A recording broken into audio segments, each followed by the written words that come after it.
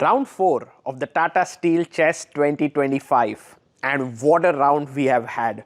Today I'm going to show you some amazing moments from the games that we have had, some ups and downs and tactics and strategy, and you're going to love it in this Ambit recap of the day.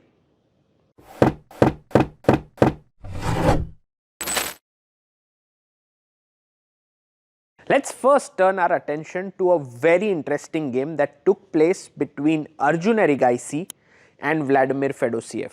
Now Arjun has been struggling in this tournament. He is on half a point out of 3. And this seemed like the game where he would make his breakthrough. And let's have a look at the game because he was so close to winning it until he blundered massively. Playing here with the white pieces, Arjun found a fantastic move. He played his rook to g5, and this is such a multi-purpose move because you take into control the f5 square.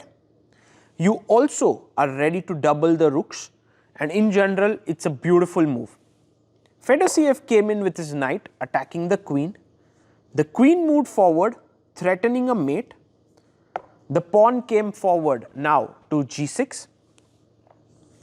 Knight came to h4. Huge sacrifice is looming on the g6 square. So queen to f7. The rook moved to f1 here. And when Fedosiev played rook g8, Arjun moved his queen to g3. And this was an attack which was brewing. It's a very powerful attack. In fact, black is almost on the verge of losing. So he went bishop f5 here. And at this point, maybe a very nice way to continue would have been to take here knight f5, pawn takes, b3, very important move, kicking the knight away and then picking this up, and white is completely dominant and winning. But Arjun here, he got a bit maybe restless, maybe he just jumped into it. He took here with the bishop. And after pawn takes, he took back with the knight. And this is the moment where things went terribly wrong. I want you to pause this video and figure out how should black win this game. The winning move here is the very nice queen takes f5. And this is exactly why Arjun should have been very careful. He missed this tactic completely because after rook takes f5, rook takes g3, pawn takes, and now you see why the knight had to be kicked away before doing all of this. Knight e3, and there is a massive fork here. Arjun cannot save his rook, like he is losing an entire rook and he will be a piece down. One really feels sorry for Arjun here because he was so much better, but then tactics are a part of the game and Fedosiev was so alert that he managed to score the win there. Now after this loss, let's go to the game where an Indian did fantastically well. That is Praggnanandhaa. He's now in the sole lead of the tournament after he beat Leon Mendonça. And in this round, he played another beautiful positional game. Let's go to the board where Pragg himself was playing and see how he managed to create inroads. Pragg is playing here with the white pieces, and here he played the move rook a1. Now his threat is to take the bishop, take the knight, and then the bishop is hanging. So Leon moved his bishop to b6. And it's in positions like this that you can see where Pragg's understanding shines. He understood that if he has to get a better position, he needs this bishop to get active. And in order to do that, he needs d4 to work. And so the move that he came up with was the very powerful rook e1, defending the e4 pawn. Leon went knight e7, trying to reroute his knight here, but Pragg rightly pushed his pawn to d4. The bishops were traded. Rook takes, and after pawn takes, knight came to g6. It was now time to open the center with e5. Leon should have played his knight to d5 when his position is still worse, but he went knight h5, trying to win this bishop. In came pawn takes pawn, and now knight takes on g3. Intermezzo, pawn takes pawn. Queen took the pawn, and after takes here, white is clearly better. Pawn up, a central passer, king is weak, f5 square is weak, and Praggnanandhaa went on to win this game very smoothly. Pragg's play in this tournament is reminding us of like this very nice subtle play by a very positional player like Karpov or Petrosyan, where his opponents are losing even without realizing where they are going wrong. Next up, we have the game of the world champion, Gukesh. He was taking on Alexei Sarana. And now I'm going to take you to a moment in the game where it became very intense. Gukesh had many chances, I think, to draw the game at the start, but then he wanted to play on, and then Sarana wanted to play on, and then it came to this position where it got really intense. Let's join the game here at this point where Gukesh with his move, Gukesh is playing with the black pieces, Sarana has the white pieces, the pawns are going this way. He played bishop d3. He wants to start pushing his pawns. In came a4. Rook swung over behind the pawn. So now it's already getting a bit dangerous. Gukesh finds a very good move, rook d5. Here we had king c3. In came a check. He went back again. Rook came to d5. And Sarana very rightly continued the game with king e3.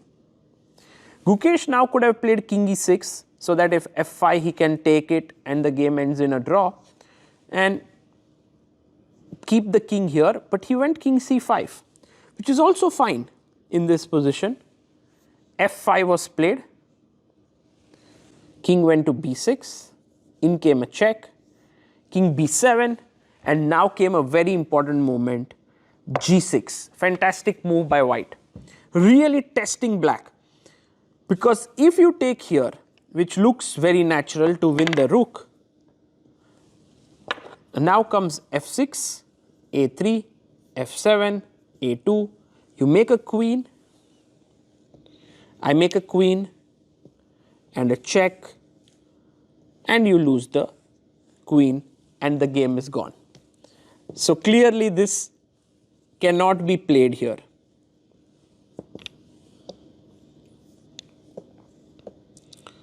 But what about the move rook takes f5? This looks like it's playable, but turns out even this is losing, because here white plays the move rook takes a4. It's a fantastic move, and I mean this looks like it's drawing, sorry, rook takes f5, but rook takes a4, because if bishop takes, you take here, and this is winning position actually for white, because white is going to go king e, so now you have to go like bishop here, and I go king here, and then just bishop e6 followed by queening the pawn. So a very important here moment in the game, and I think Gukesh was very alert to calculate this, because if he did not, he would have lost the game. So he found the move here, check, and after king f4 he went back again, and I have a feeling that something Gukesh felt was wrong, and so he went back rook d8, which is also the other move to draw the game. f6 was played, rook f8, fantastic move, and this holds now. He went, I think, g7, rook takes f6, rook takes a4 played, I think bishop g8, rook f4, takes, and I think very important move c5. And now you are in time, because check, king here, king e5, and again an important move the pawn has to be advanced, because otherwise white would, like if you made a waiting move like king d7, you're losing.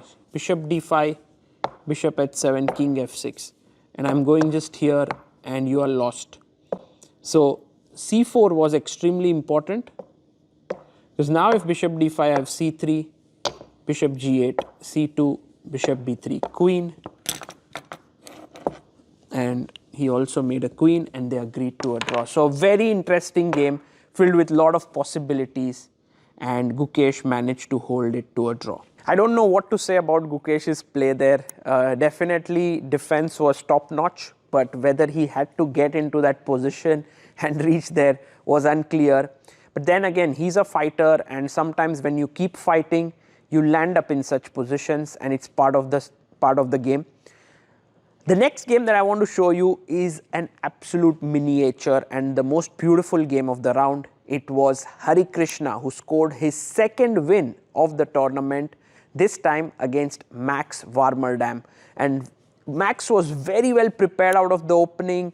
He played really well, but Hari kept on finding excellent resources and in the end came up with this very, very beautiful finish. In this position, white has already got a winning position. You know, the king, when the check was given, had to go back to e8. Instead, Max came to g6 and Harikrishna had to find a winning move. Notice he's a piece down, but he found it with knight c6. And you will see that the rook now is ready to come here to deliver a mating attack on the king. So here Max played the move bishop f6, hoping that if a check comes in, he can escape from here. But this is where Harikrishna unleashed a beautiful move, and that is, try to think, yes, knight e5 check, a fantastic move. The king is mated, so if you take here, now the king cannot go back, check, king here, check, king here, takes, and it's already game over. There's a check, you can play g5, and I believe I can even take back here, and it's yeah, it's a complete rout here. And Max Warmerdam wasn't able to, I think after knight e5 check, he just resigned the game because the king can no longer run away, and Harikrishna won a beautiful miniature in 23 moves. With this, Harikrishna is now on 2.5 points with a win over Arjun and Max. He's showing some phenomenal performance. These are the standings in the Masters section. We have Praggnanandhaa at the top with 3.5 points. Half a point behind him is Nadirbek Abdusattorov. On 2.5 points, we have a huge list of players including Gukesh and Harikrishna. But look at the bottom of the table. We have two Indians on half a point, Leon Mendonça and Arjun Erigaisi, and they have a lot of catching up to do. There's one more round left before the rest day, and then of course it's a long tournament, it's 13-round event. These are the pairings for the next round, and it will be interesting to see if Praggnanandhaa can continue his winning run here. He is facing Max Warmerdam, who is not in great form, and maybe Pragg can actually move to 4.5 out of 5, which would be an absolutely phenomenal score. Now let's head over to the challengers section, because here both our girls from India, Vaishali and Divya, played phenomenal chess, beating Nadirbek Yakuboev and Edis Gurel. Let's first have a look at the game of Vaishali, where her opponent blundered big time and Vaishali took full advantage of it. Here, Nadirbek Yakuboev with the white pieces is doing quite well. He cannot take the queen, unfortunately, because there is the rook hanging here. So he must maybe play a move like rook c3, then he's threatening here, or h3, which also looks pretty good. But instead, he went for this move, bishop c8. Very interesting move, attacking the rook. But what he missed here is that after takes, rook takes, now the queen is hanging, but Vaishali came up with this brilliant move, rook to c7. And now you can't take the queen because it's a mate, and if you take, I take back, Bishop is hanging, mate is threatened.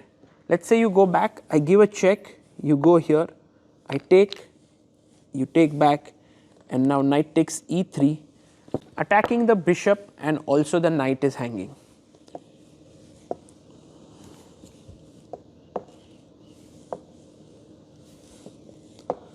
And so in this position, Yakuboev played bishop d7, but then Vaishali simply took on d4, and here after ed4, rook c6, bishop c6, queen c6, black is simply a piece up.